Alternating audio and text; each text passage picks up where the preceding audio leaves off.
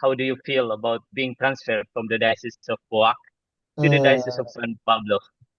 yes, mixed emotions. If I have to be sincere and transparent about my feelings, mixed emotions because one, I do feel sad because for almost 10 years I've been the bishop here in the Diocese of Boac, and you've been here. You've seen how this island is a simple life, a pace of life that is very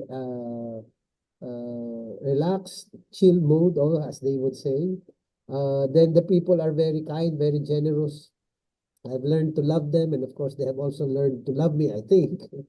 So it's really no, a feeling of sadness that I feel, especially also with my brother priests. I really feel this is my family. I belong here. That's how it is.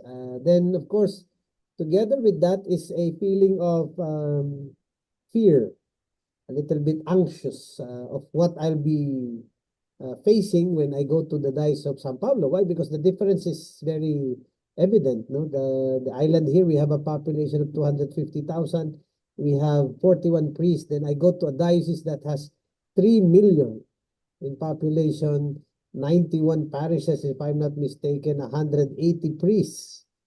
So from the small island where I'm so relaxed already and at peace, I go now to a bigger diocese. So I'm fearful of what I'm to face if I am capable. So I'm anxious about all these thoughts and things. No, so but together with that is of course I also feel blessed. Blessed in the sense that first I belong to this diocese of Boa, and I have been given that gift to have stayed here for 9 years, and I think that's a blessing by itself that I've stayed for such a long time, 9 years, and I have been blessed by the people and the priests here because of what I have learned, the graces that I have received from them.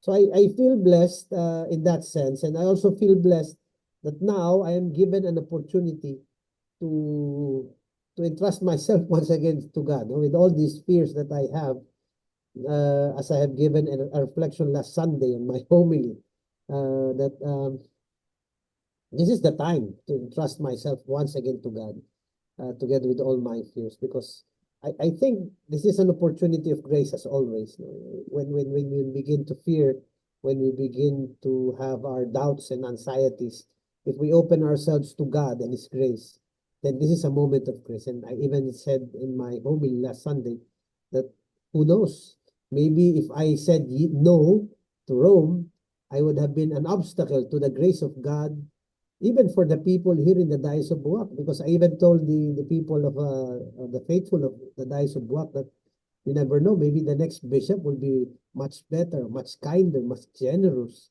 more generous than I am. So I might be the one limiting the graces of God for them. And the same with myself. If I said no, would I have also limited and given an obstacle to the graces that God has planned for me? I don't know about San Pablo yet, if they will feel I am a grace or a blessing to them, but at least for myself. So all of these are the feelings that I have had when I received this appointment from the Holy Father.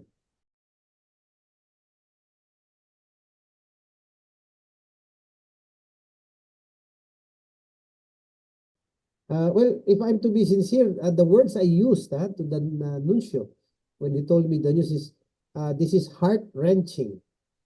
It's a very negative description of how I felt during that time. I said, this is a heart-wrenching news for me, Your Excellency. Again, because of where I am right now.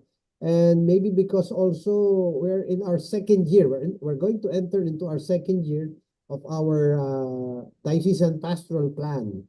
We made a 5-year plan, pastoral plan for the diocese, and we're heading towards stewardship, spirituality of stewardship. And every year we're doing something to change a little bit the system, financial system of the diocese, of course. We would like it to really to be a church for the poor and of the poor. So we're taking away financial concerns for the poor especially. So we're at that stage right now, and I feel we're already in certain rhythm. And then suddenly this news, no? So I simply told him it was heart-wrenching, but as I've always also mentioned to him or to any nuncio is that I obey. I obey. For me, something from Rome, from the Holy Father, is always for me something that comes from God also. So it's either I obey or not. So I said I'm willing to obey, no matter how I feel. I'm willing to obey.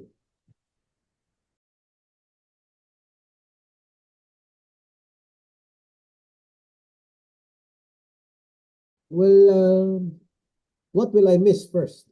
I will miss surely the people here, the kindness that they have, the generosity that they have, their openness to the message of God, to everything. I mean, they're a great people, and they are people of faith. The priests, I will miss my brother priests here. I already feel that they are my brother, so I cannot really help but miss them because whether I like it or not, that is the reality of my life. I have to move, but I will surely miss them. Now, what did I learn from them? One, there are one thing that I really learned from them is uh, to be calm, no matter the situation. I don't know if it's an island culture, but no matter if there's a typhoon, no matter if there is an emergency of something, one thing I keep on noticing in the people here in Marinduque is that chill, relax. God is with us. So I think that will be very helpful for me if I go to an urban setting where everything is more fast-paced, where everything seems to be in a hurry. I think that's part of what I learned from them. Second is, again, I've learned how important faith really is. Even if I'm a bishop, people really are the teachers of faith on how no matter what happens in life, God is there. And no matter what takes place, if God is given his space to work, we will be astonished by what God can accomplish, maybe through us, even in spite of us. So these are the things that I have learned, and I will be bringing it to San Pablo also. No?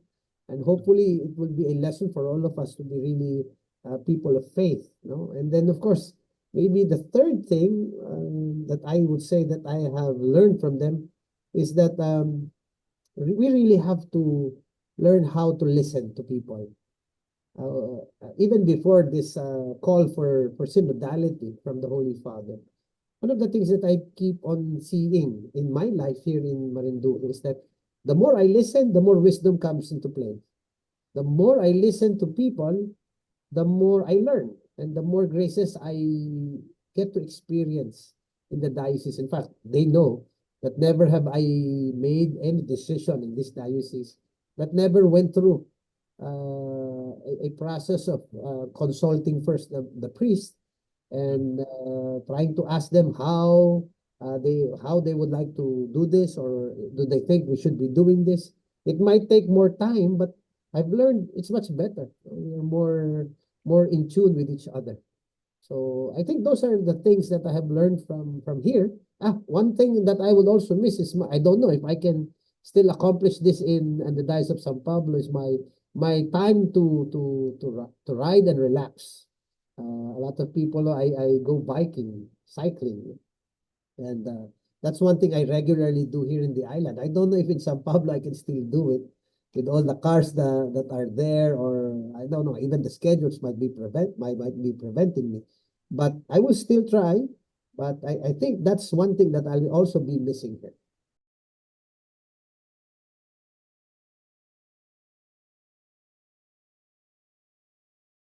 Well, I guess being a new bishop in the Diocese of San Pablo and the setting that I will be facing or looking into, uh, I guess my first priority is to know them, to be with them, no matter how big a place is. I guess I really have to go around. I have to talk to the priests. I have to learn how to listen also to them first, to know the situation, and then maybe second to the people, try to have a feel of how they feel about the new bishop, how they feel about situation right now, pastorally speaking, in the diocese. And then from there, let's see. I was already thinking about doing a pastoral audit, trying to audit so that I can have an idea, at least statistically, where the Diocese of San Pablo is. Uh, well, looking at its own vision and mission. Maybe that's one pastoral auditing that I might be doing. But first, I would like to know people first because I always believe one of the things that I've learned here also in Marinduque is that relationships do matter.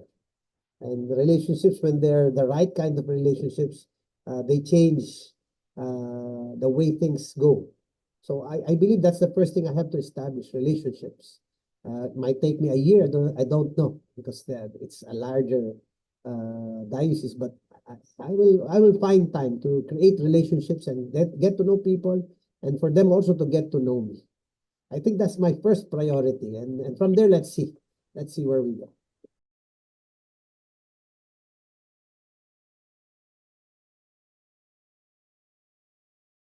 Well, I guess the Holy Father already gave us a very good guide that popular devotions, which I believe the Diocese of San Pablo has a lot, uh, must be a stepping stone for us Mm. to deepen the spirituality of people. And not only that, to really be able to facilitate our conversations with each other and with God especially. No? So I think there's no real problem when it comes to the traditions, the rich traditions and cultures that are already existent. It's only how maybe we can facilitate that with all of these traditions, which I have had also in Marinduque. Marinduque is a very traditional Catholic island, so diocese. So I've learned a lot from how it was a very big advantage for us to have such rich culture and rich traditions, religious traditions, in such a way that it has helped us in our own pastoral plannings and even our own pastoral efforts, and even in the efforts for evangelization. So I think it's the same thing. It's only in a bigger scale. Just thinking about the parishes that we have, the fiestas that we have, that already blows up my mind because of I think I might be spending almost every day saying a mass for fiestas, but it's okay as long as it's a way for us to connect and reconnect with people, and maybe the right way of trying to catechize our people through these same traditions would be very, very important. So again, I'm still in that phase of trying to see where we are and trying to see how things are in the Diocese of San Pablo.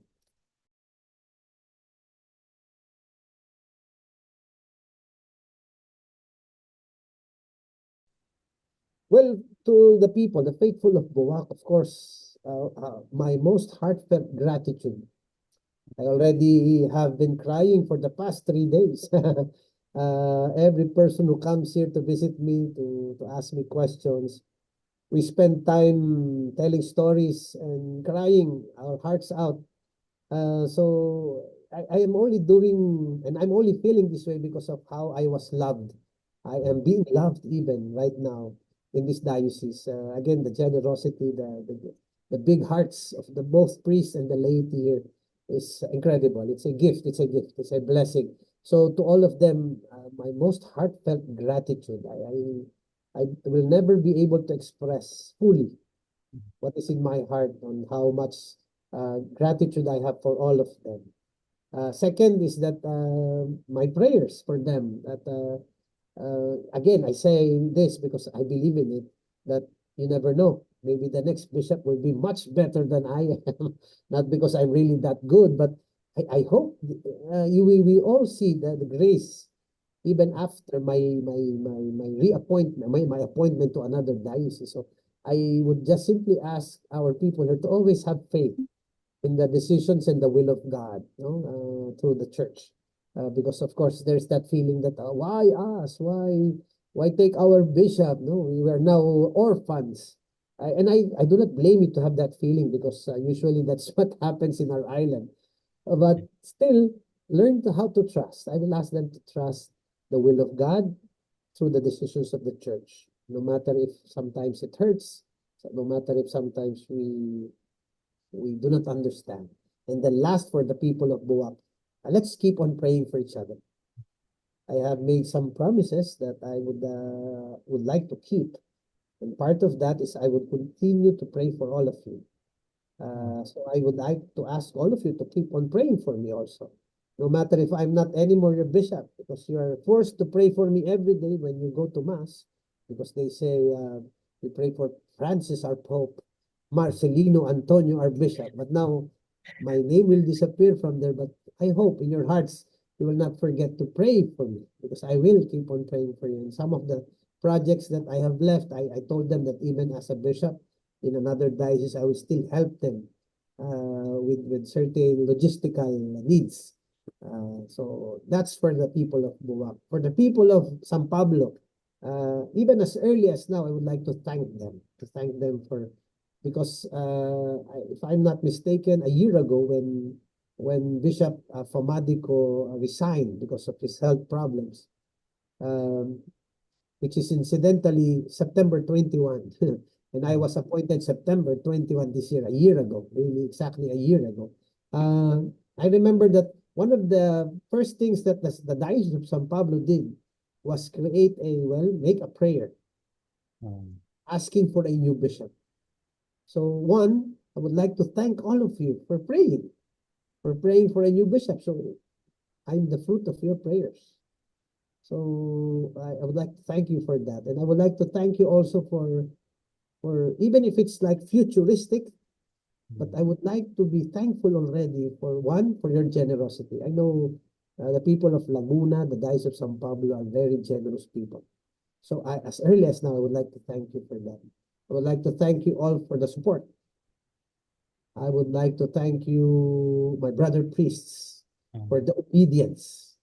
I know it's hard always for anybody to obey a new face, maybe even for the old priest to obey a younger bishop. So, but I know you will obey, and I know because you are you are good priests. So I would like to thank you in advance for all of that.